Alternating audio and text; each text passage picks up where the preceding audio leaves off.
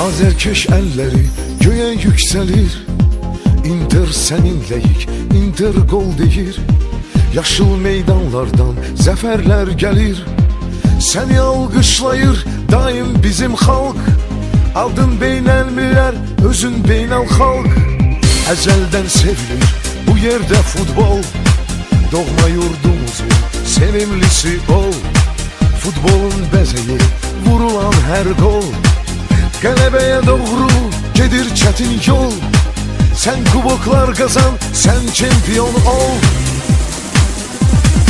Inter uğurlar seni gözləyir. Inter rəqiblər seni izləyir. Inter azərkeşlər gör nə deyir. Inter her vaxtdan dəyərin olsun.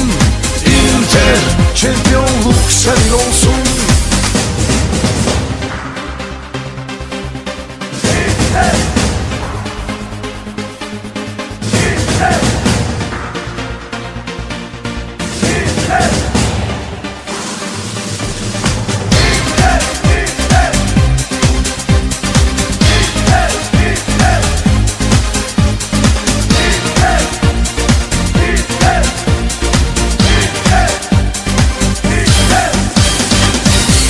Oyunları hünerle bitir.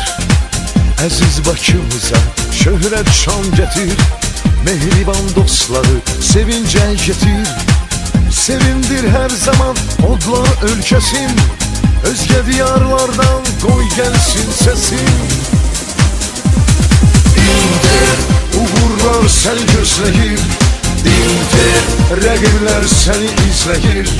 Inter azərkeşlər gör nə deyir. Inter her vaxtdan dəyərin olsun. Inter çempionluq sənin olsun. Inter uğurlar səni gözləyir. Inter rəqiblər səni izləyir. Inter azərkeşlər gör nə deyir. Inter her vaxtdan dəyərin olsun. Inter çempionluq sənin olsun. Inter her vaxtdan dəyərin olsun. Inter çempionluq